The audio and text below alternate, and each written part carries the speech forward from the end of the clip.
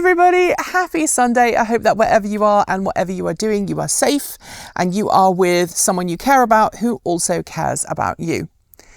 I am very well dressed up for today's Sunday Musing. I don't normally dress up quite this much, but we are filming a car review today. And it is also a Monday, which is very strange, filming a Sunday review the Monday before it goes out. But there's a good reason for that.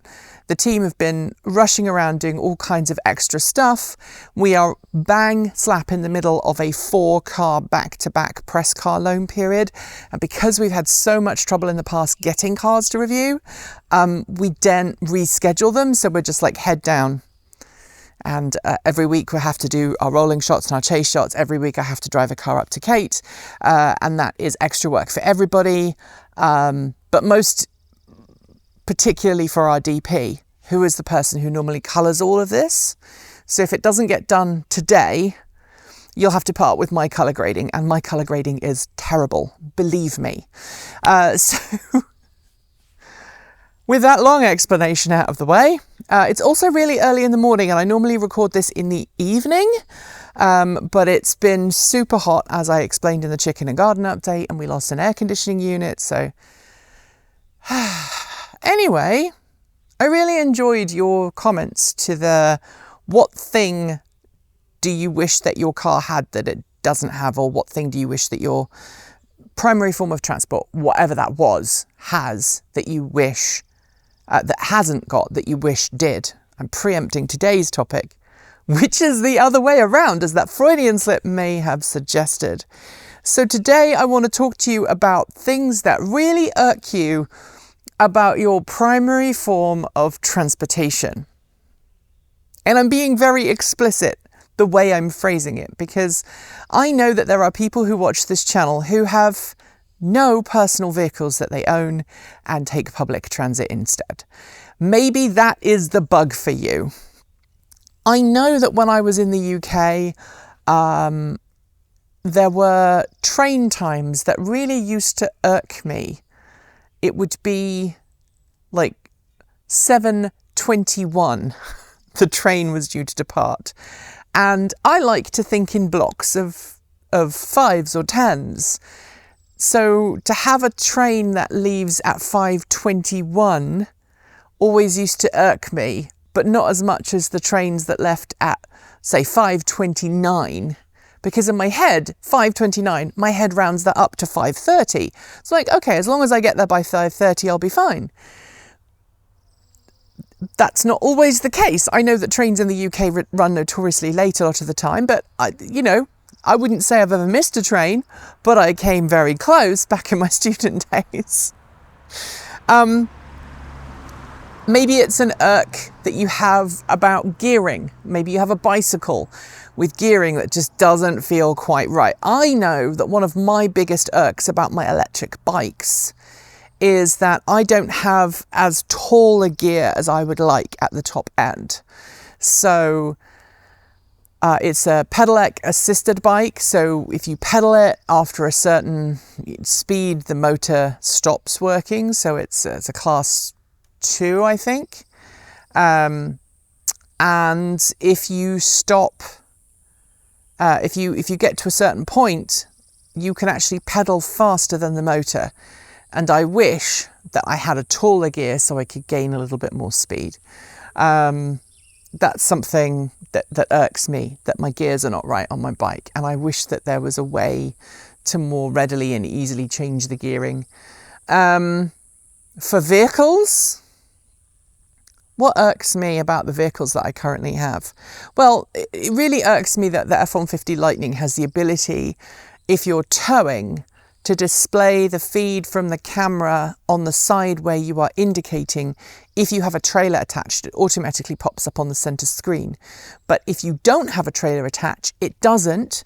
There is a special custom view where you could get basically both side cameras on screen at the same time, but it doesn't pop up and then disappear like it does when it's towing. And that seems a bit pointless. So I wish that feature, was different, in terms of what is the thing that really irks me about it.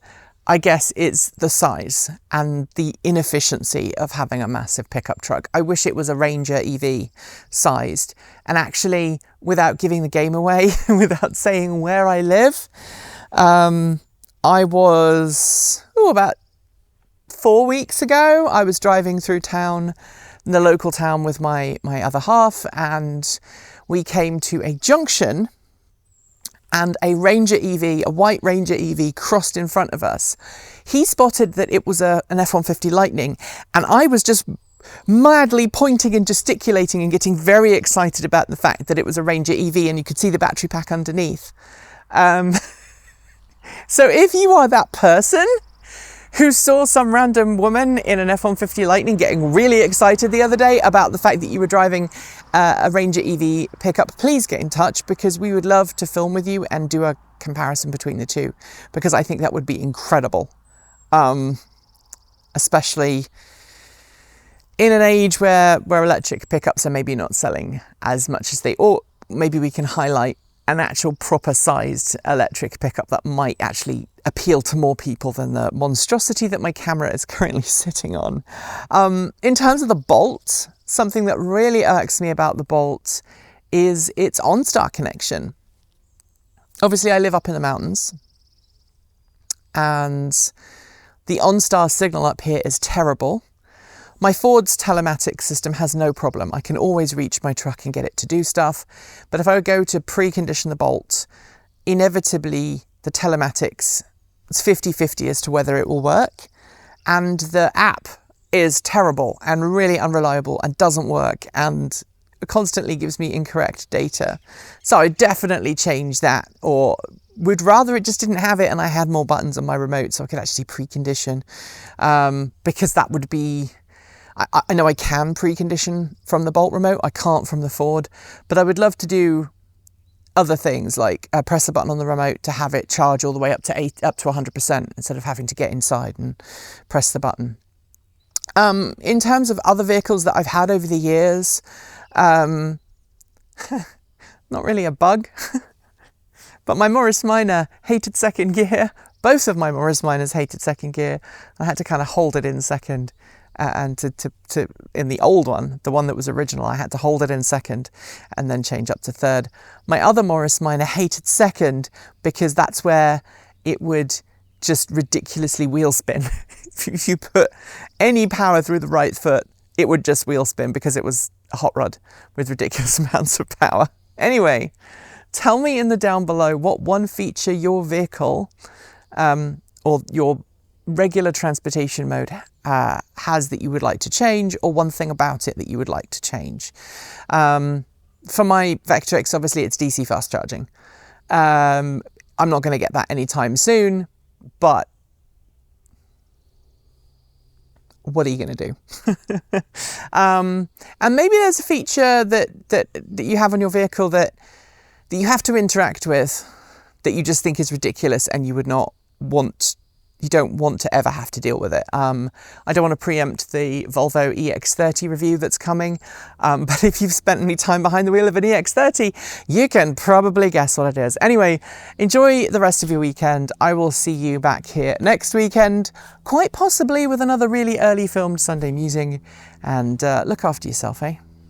Thanks for joining us today, and if you've got thoughts, make sure you leave them in our Discord chat room, on our Patreon page down below, or you can reach out to us on Mastodon or Blue Sky.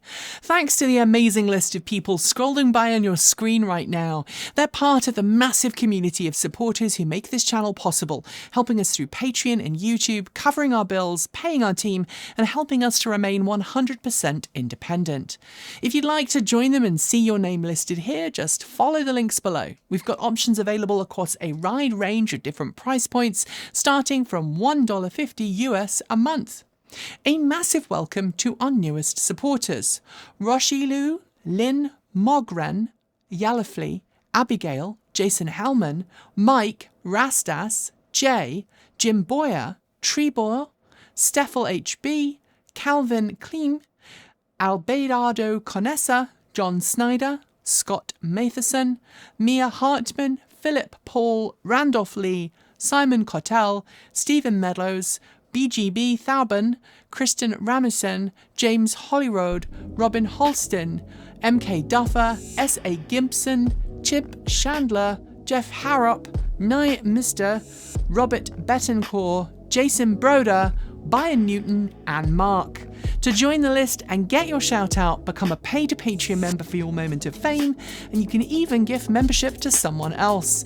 If you'd like to support us with a one-off donation, you'll also find links below to make Ko-fi and Bitcoin donations, and we even have an old-fashioned PO box you can reach us at for the time being, address listed below. You'll also find links to our swag store, and if you are someone who has to shop on Amazon, please consider using our affiliate link so we get the commission, not Jeff Bezos. So we can continue to focus on making our content even better and reduce burnout. We're a little freer with our release days this year, but plan on dropping new content every Tuesday, Thursday and Saturday on the main channel, plus something on Sunday over on Transport Evolved Take 2. If you want more, the algorithm that hates us thinks you should be watching this video, but this one is one we think you should check out. Be awesome, be kind, be intentional, and don't forget to resist. Keep evolving!